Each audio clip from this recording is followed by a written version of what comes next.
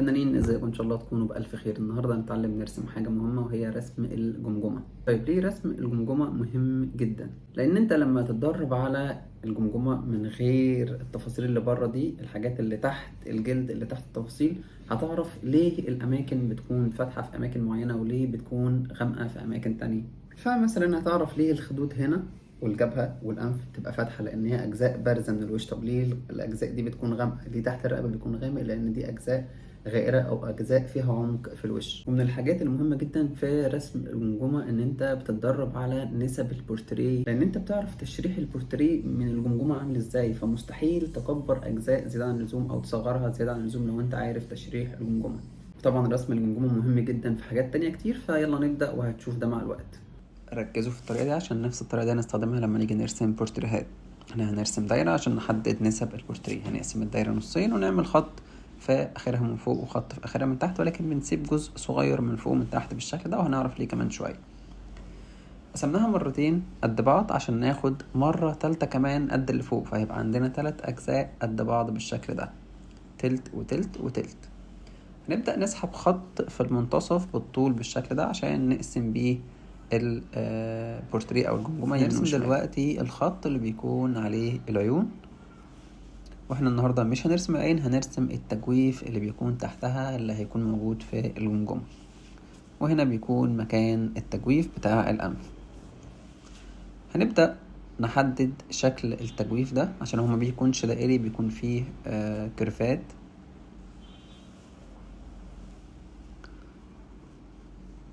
فما بيكونش دائري 100%، احنا بنحاول نعمل اجزاء فيها كيرفات واجزاء فيها خطوط مستقيمة، ونكمل الشكل اللي موجود قدامكم دلوقتي. وعشان طبعا نحول الشكل ده ل 3D او واقعي اكتر، لازم يكون فيه اجزاء غامقة واجزاء فاتحة. فاحنا دلوقتي بنحدد الاجزاء اللي هتكون غامقة، وانا شخصيا بحب اضيف تهشير او تظليل بسيط في الاجزاء اللي هتتغمق بعد كده عشان اعرف اتخيل الرسم. ووسطهم بالظبط هنا بيكون التجويف بتاع الانف. معنى كده ان انا لما اجي ارسم الانف في البورتريه ما نزلهاش تحت، هي الانف بتبقى متصلة مع العيون بالقصبة اللي موجودة في الانف عشان ما تسرحش بخيالك وانت بترسم وتنزلها لتحت زيادة عن اللزوم. فالانف بتكون في الجزء ده.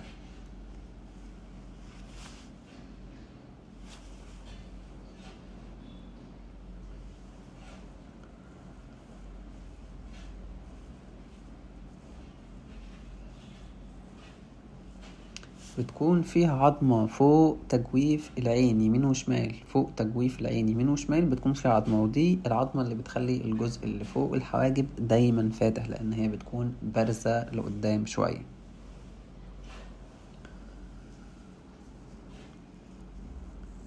نبدأ نقفل الجمجمة من فوق، وهنمشي تقريبا على الكيرف بتاع الدايرة اللي احنا عملناها من شوية، لأن احنا عملنا الدايرة عشان نقفل على أساسها الجمجمة من فوق. ونفس الفكرة هنعملها لما نيجي نرسم بورتريهات، بس هنزود بقى لو في شعر أو في تفاصيل إضافية.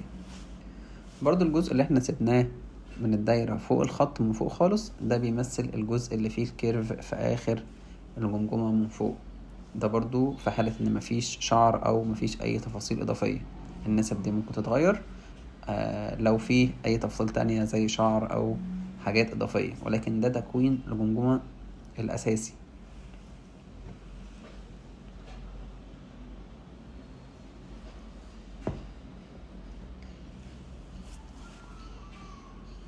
عملنا نفس الخطوة يمين وشمال.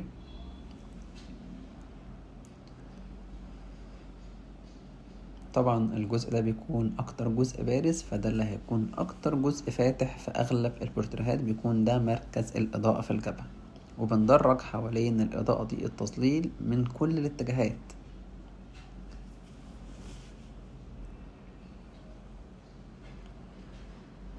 فزي ما شرحنا التظليل قبل كده، في اماكن بتكون مركز الاضاءة، معنى كده ان الاجزاء الغامقة بعيدة عنها خالص، مركز الاضاءة اللي جنبها يبقى فاتح. ابدأ اغمق بالتدريج لحد ما اوصل للغامق، فاكتر جزء غامق هو ابعد جزء عن الاضاءة. طيب يبقى كده نستنتج ان الخط اللي في اخر تجويف الانف ده اللي بنرسم عليه الانف لو احنا هنرسم بورتريه بعد كده.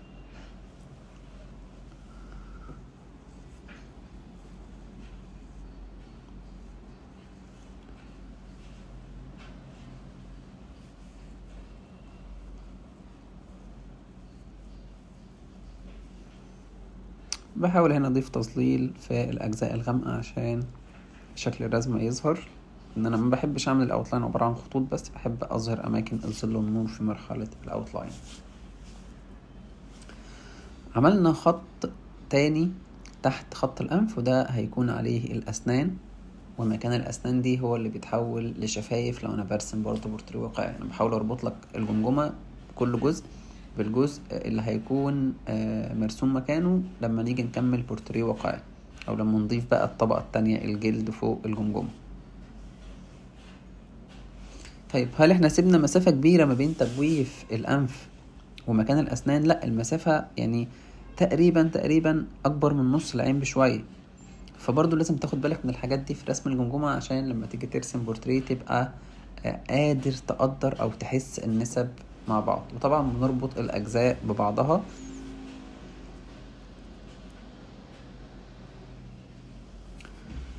فهنا بحاول اخلي الناحية اليمين شبه الشمال، دي العظمة اللي بتكون موجودة في الخدود، ودي اللي بتعمل اضاءة في الخد.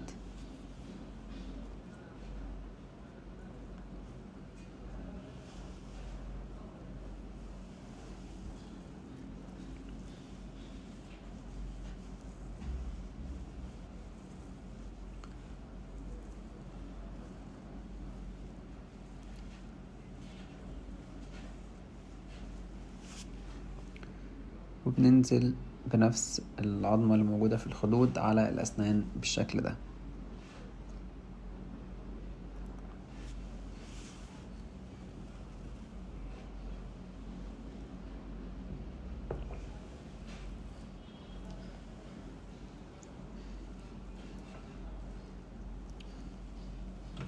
أكبر أسنان بتكون موجودة في البداية اللي احنا عملناهم الأول، دول دايما بيكونوا عند أي حد هم أكبر سنتين. مجرد ما تبدأ تمشي يمين وشمال تبدأ تصغر حجم الأسنان. دي معلومة مهمة عشان ناس كتير بتغلط فيها. برضو الأسنان مبتكونش على خط مستقيم، احنا زي ما شفتوا من شوية عملنا كيرف، وبعدين بنبدأ نحط الأسنان واحدة جنب التانية.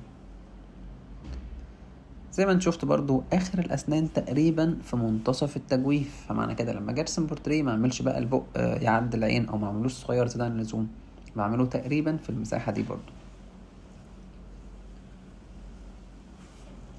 نفس الفكرة في الاسنان اللي تحت، عملنا الكيرف وبدأنا نرسم الاسنان بشكل عشوائي كده عشان الشكل يظهر بس معانا.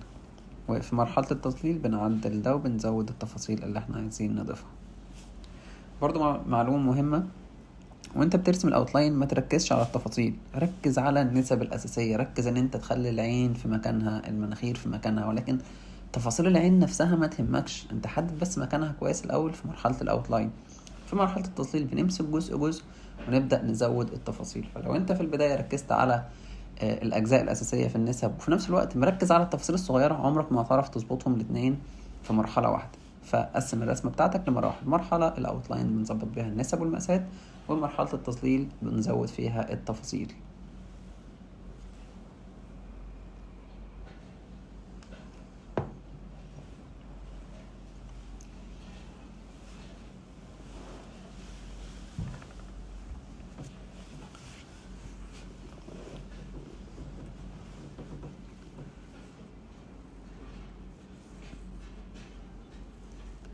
هنا رسمنا العظمة اللي بتكون متوصلة بعظمة الدقن بالشكل ده كده.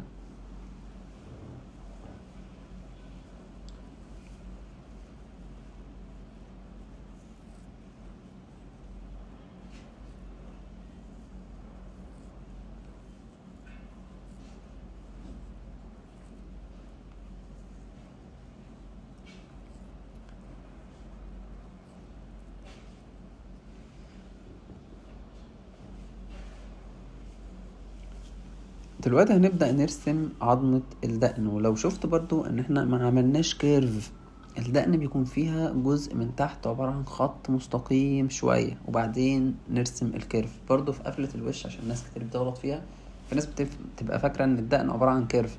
لا، الدقن في الجزء اللي تحت خالص بيكون خط مستقيم، وبعدين ابدأ اعمل كيرف صغير واقفل الوش.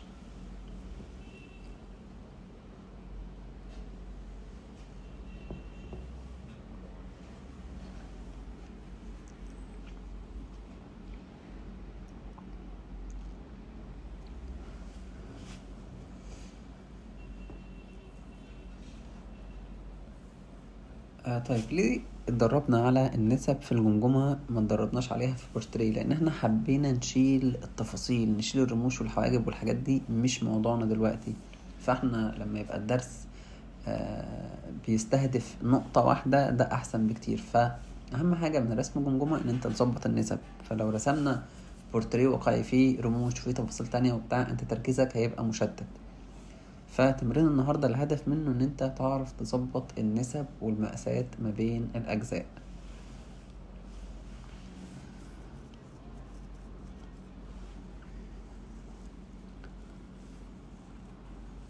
بس وكده نبقى خلصنا درس النهاردة. ده كان تمرين مهم جدا على النسب. ان شاء الله الدرس اللي جاي هنتعلم حاجات كتير عن التظليل، وهنظلل على نفس الرسمة. والدرس اللي بعده هنشوف بقى ازاي هنحول الجمجمة دي لشخص حقيقي. اشوفكم على خير الدرس اللي جاي.